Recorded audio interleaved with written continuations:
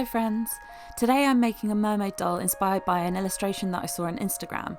I asked the creator years and years ago at this point if it would be okay if I used her image as inspiration, and she said yes. The mermaid is a Sakura tea inspired mermaid.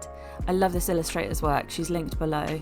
It's so dreamy and ethereal. Before we get started, don't forget to like, subscribe and comment, all the YouTube goodness that helps me out. I really appreciate it, thank you.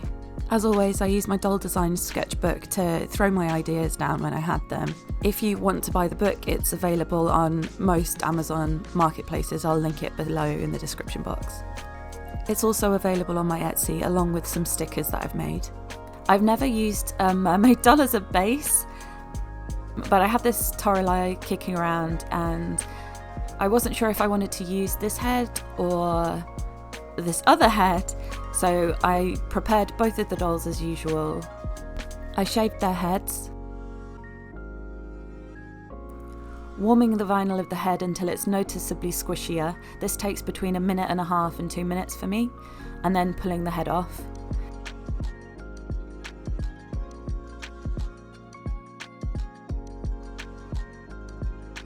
Then I use a screwdriver to scrape the hair plugs free from the scalp, and then I pull that hair and glue from inside the neck hole using needle nose pliers.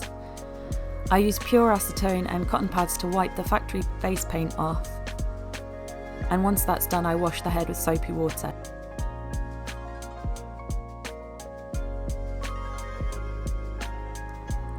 Like all of my mermaid dolls, she's getting a boob job. I've been working on these boob pieces for about 18 months now, and they're finally at the point that I'm happy to offer them for sale. You can order them directly from me on Instagram, or they're on my Etsy. I'm working on other types of boobs as well, so make sure to check back if you're interested in more styles. They snap onto the doll, but they're quite fragile, so they're not really made to be removable. I offer a kit as well to help you get a good blend. I'm airbrushing the doll, first with the Sakura pink on her tail and her scalp. I'm starting with the darker tones and then working towards the lighter tones to create depth. Then I'm doing the flesh tone that I want. As usual, when I'm airbrushing, I'm blushing the doll at the same time. This technique of underblushing I learned from Leona's workshop. She's an amazing figure painter and she has incredible techniques, and I always learn something watching her videos. She's linked down in the description box. I give the head 3 coats of Mr. Super Clear, waiting 30 minutes between each spray. Now it's onto the face up. This was actually my first face up since taking a year off, and I struggled a bit with her actually. Partly because I'd kind of forgotten how to do it, which sounds bizarre. She's definitely not as good as I think some of my older dolls were, but I'm sure it'll come back when I keep working on it. I thought I would have lost more muscle memory, and I don't seem to have, which is pretty cool. The bits I've really struggled with were her eyelashes. I actually cut some of that out because I think I wiped her eyelashes off like 5 times, and that's just too boring. Luckily, I made some tutorials for Creative Fabrica a while back, and so I watched those back to kind of remember how I used to do it. If you want to have a look at those tutorials, I've got a link in the description box with my affiliate code. Pretty please use that code if you sign up, because it does make me a tiny little bit of commission. Nayu Illust has 2 different illustrations that are quite similar of like Sakura mermaids. One has long hair and one has short, so I asked my patrons on Discord which they preferred, and they said short, mostly because usually we see mermaids with long hair, and they thought it would be interesting to see a mermaid with short hair. The illustration has kind of a sleepy, sultry eye look, and because I always work from reference, I decided to look at Marilyn Monroe and some other actors from the golden age of Hollywood. I also looked at some makeup tutorials for cut crease eyeshadow looks to make her eyes look deeper set. I didn't make a conscious decision about her ears. It didn't even occur to me to cut them off for some reason. I don't think I do that all that often. But yeah, I just didn't think about it, so I kept the ears. I thought this could kind of make her like a lucky cat, Sakura tea mermaid. I recently learned that Japanese bobtails are the type of cat that the mannequin Oh. Mannequin neko. You know, the lucky cat figures are Japanese bobtails. And that's the type of cat that my titchiest cat is, Avocado. She has this curly little tail, and I always thought it had been broken. But like, she never was upset when you touch it. She's like the sweetest cat you've ever met in your life. You see tons of strays that have like these bobtails around Japan, and a lot of the foreigners thought that like it was injury, or at least all the foreigners that I would talk to. And like every time I went to the vet with Avocado, I'd ask about her tail, and I'd be like, is her tail broken? And the vet would be like, nah. That was it. They like didn't bother to be like, oh no, this is the type of cat she is. Apparently they're quite an old breed as well. Like they've just been around for ages in Japan. We call her Riet Petite because like that's kind of what she sounds like. She goes, she's so cute. I love her so much. Oh, also, my cats, because they're all Japanese, like, when people do the, like, psh, psh, psh, or the noises to get cats to come over, they don't respond to it at all, because they don't know that means come here. So, like, in Japanese, you'll say, like, oide neko-chan, like, come here, kitty, and you'll have, like, you'll do the Japanese come here motion with your hands. So, like, in the UK, it's, like, palm up with your fingers, like flapping towards you, but in Japan it's palm down with your fingers flapping towards you, and they will answer to their names, and if you say come here then, they'll come over. Like, that's just cutesy, come here then. I'm pretty sure they still understand Japanese though. I kind of wanted to release this doll I started working on her in Mermaid, but I realised I'd never missed a Pride, and I don't want to miss a Pride. Pride is very important to me, so I thought I'd just shelve her for a bit and then work on the unicorn that I released last month. I did want to release her around cherry blossom time, but that would mean waiting till like next April, and that feels too long. And I do want to have a regular upload schedule, I promise.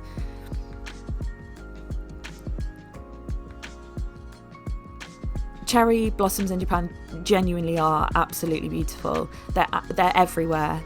They don't last long though. They'll bloom, and you actually have like cherry blossom forecasts on the news of when they'll be, why is my brain not giving me the English word, blooming. Oh my gosh, it's like in the word. And then so they'll be out in full bloom and looking stunning, and then usually it'll rain and they'll just disappear. But if you're kind of lucky, you'll catch it on a bit of a breezy day, and it's like it's snowing, but it's just petals. It's so pretty.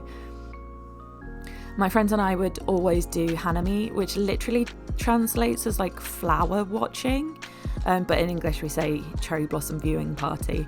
But what actually that is grabbing your mates and a load of beer and food, and then you sit on tarps next to loads of other groups doing the same underneath the cherry blossoms, and it's like just a really nice outside drinking experience, kind of just a boozy picnic.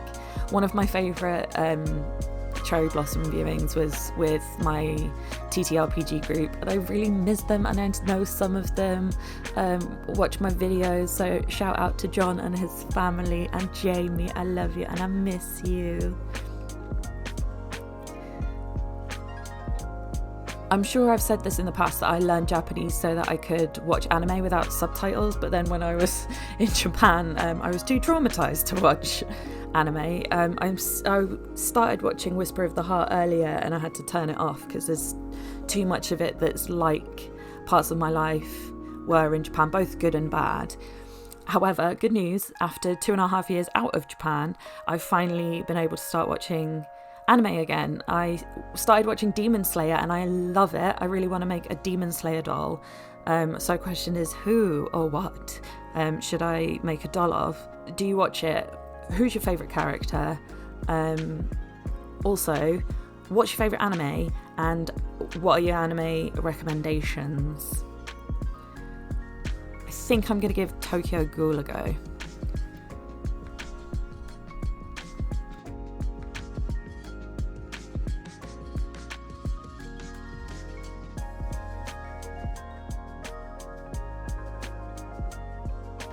Recently I've been seeing in a group chat that I'm in on Facebook that people want like face-up tutorials. Of course, I mentioned earlier that mine are on Creative Fabrica. I've watched Scariosities on Skillshare, but this is a really difficult request because like I can only teach my way of doing face-ups, and that's not everybody's style. Like, I love that when I look at my friends' dolls, I can immediately tell that it's a doll by them. Like Starlight Dream Dolls has a very specific style to him. I love their dolls so much, really beautiful. And then, like for example, Enchantarium too, Etlan, everybody has their own way of doing them, so it's really difficult to ask for and then give this information. I tend to work in quite a lot of layers with a lot of pastels and pencils, whereas somebody like Delightful, I think it uses quite a lot of paint.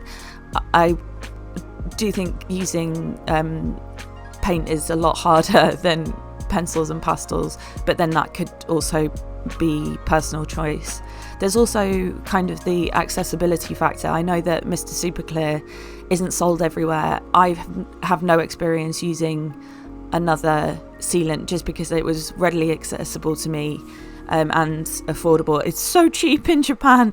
Like, Mr. Hobby is not an expensive company. I've said this before. It's like, of all the hobby paints and stuff like that, it is the cheaper brand. Like, Tamiya is more expensive, and you can get Citadel stuff, and Citadel is expensive. Vallejo is less accessible, and then all of them, I don't think any of them make a product comparable to Mr. Superclear. Difficult question, difficult answer.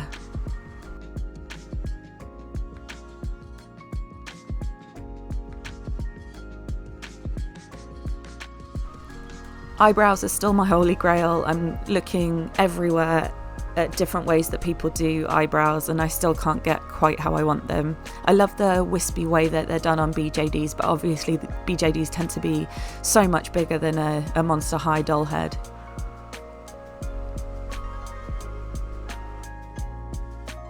I really struggled with the lashes on this project as well, not least of all because she has kind of a sleepy eye, so I have to draw the lashes kind of going into her eye, but I didn't want to obstruct the eye again, so in the end I ended up doing just a little bit at the edge of her outer corner.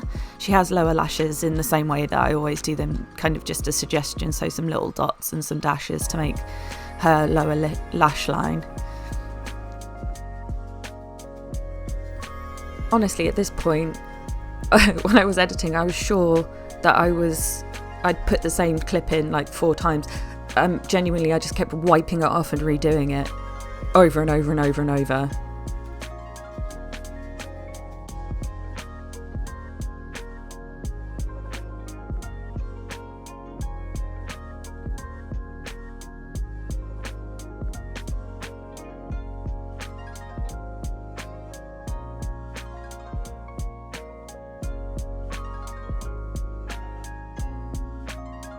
I'm using some metallic watercolours from Arteza. I don't know if they sell them anymore. There's some products that I've been struggling to find to put in my description box, but let me know if you can find them.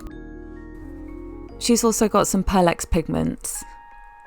I feel like this is a copper, I can't remember, and macro pearl because it's beautiful.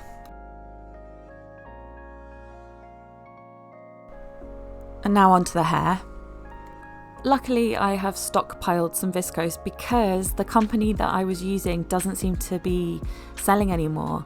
None of these colours were quite right, so I checked out my yarn stash, and I think this chunky is the closest, but I'm going to mix in a couple of those viscoses as well.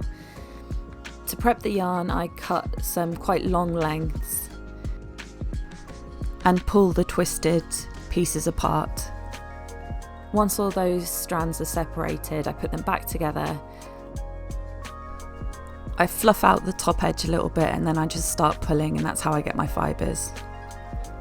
Blurred Colours Art and Mr. Super Customs told me about this technique, and it's so much easier on my hands and it gives you way less wastage.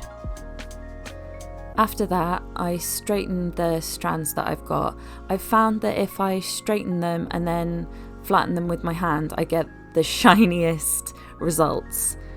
Not sure why. This is not something I've done in the past, but it worked, so I guess this is what I do now.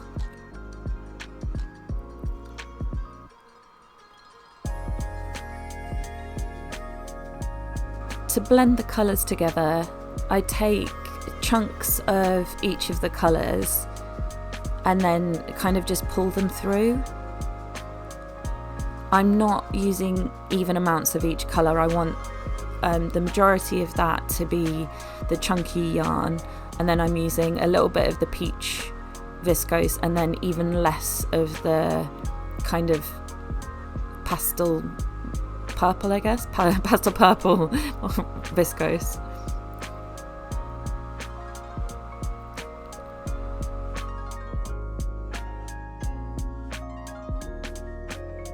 I'm taking a regular embroidery needle and cutting the eye at an angle. I find if it's cut at an angle, it's easier to reroute with. I need to trim down the end of this needle as well because the hand drill chuck I'm using doesn't have much space for the needle. So then I'm putting that inside the drill chuck, tightening it, and then I'm ready to go. I'm taking a little chunk of that fibre, wrapping it around my finger, and then scooping it onto the needle. Normally with a yarn reroute I wouldn't fold in half. I think I'd just forgotten this, honestly, but she only has short hair anyway, so it wasn't an issue. This was the first project that I rerouted after doing the face up, and I think I just forgot how to do dolls. That's the only reason, and it didn't make a difference. So this is something that I'm going to be doing in future, because getting the Mr. Super Clear and the pastels out of her hair is kind of a nightmare at the end, to be honest. And I haven't found this to be an issue on the whopping 2 dolls I have done in this way so far. Like with all my doll hairstyles, I'm rerouting the bits that will matter, and then I'm just gluing the rest.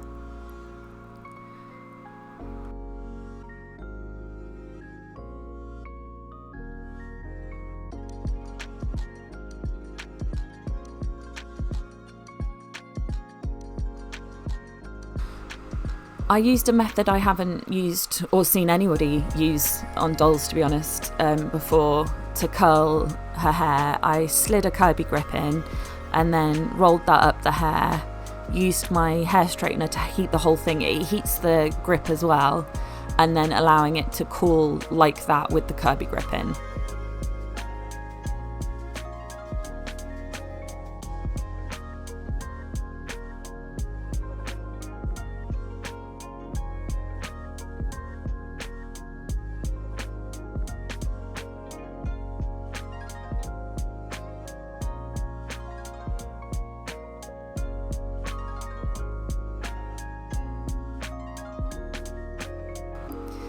After I'd done all of the curls, I went round and took all the Kirby grips out, and this gives you a super tight curl.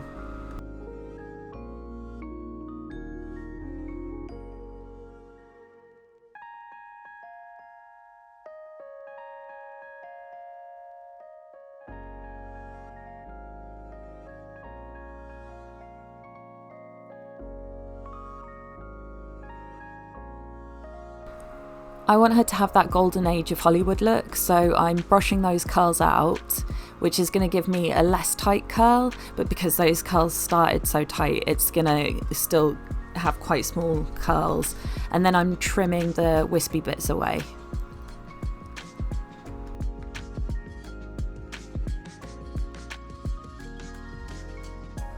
I'm also brushing some of those curls around my finger to encourage them into the shape that I want them.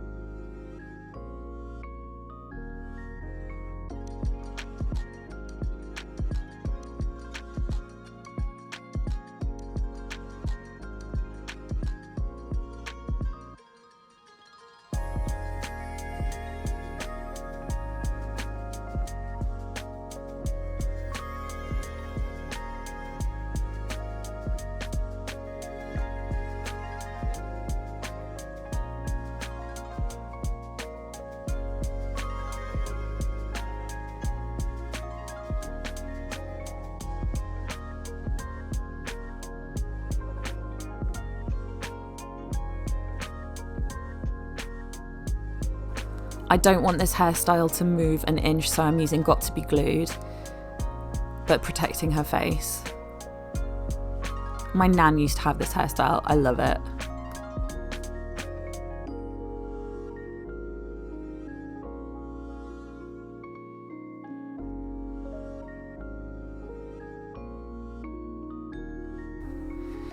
To make those tail fins, I'm using polyester chiffon. I made a template for the petal shape that I wanted, and then I'm drawing around that on the chiffon with my soldering iron. This finishes the edges at the same time as cutting it.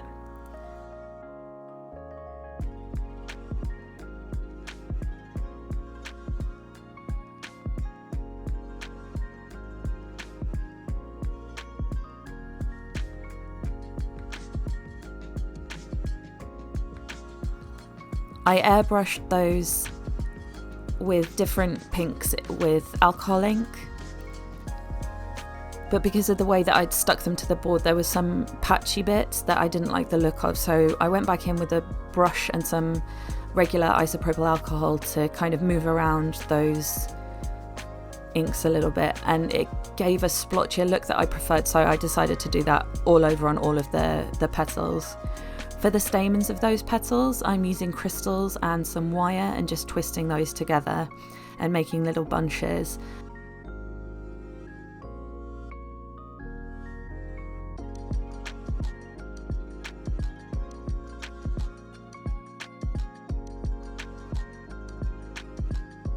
I wrapped the petals around those bunches and then glued those into the base of her tail.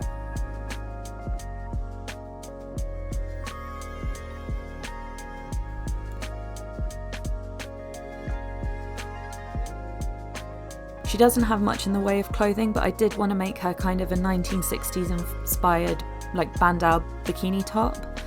I put wire inside the top because I found that I couldn't get anything that looked good on her massive boobs without doing this.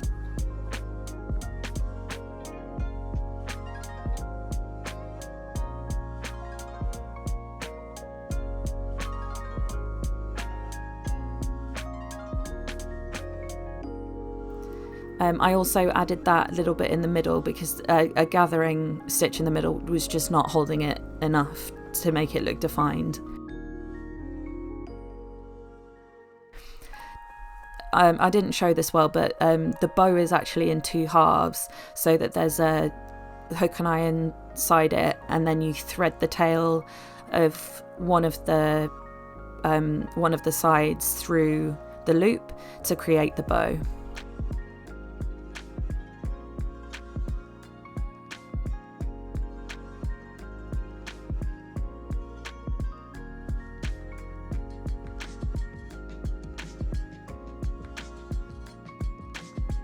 I gave her some jewellery. She's got a necklace, some hoop earrings, and I used a human earring to make a bangle for her, and I got Diamonds Are a Girl's Best Friend stuck in my head, and just editing now it is in my head again.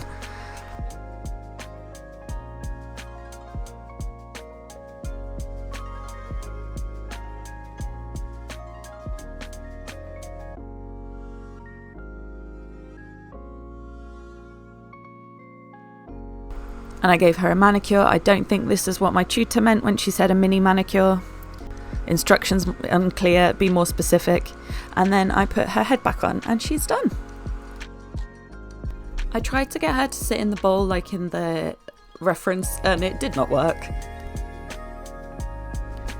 Let me know what you think in the comments below. Also, if you have a solution to getting her to sit in the bowl like in the reference picture, let me know. I'm not sure how that would have been possible.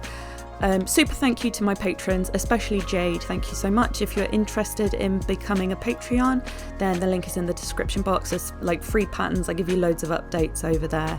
My book's available in the description box, and so are my boobies. And thank you again for watching, and I shall see you again soon. Love you all. Bye.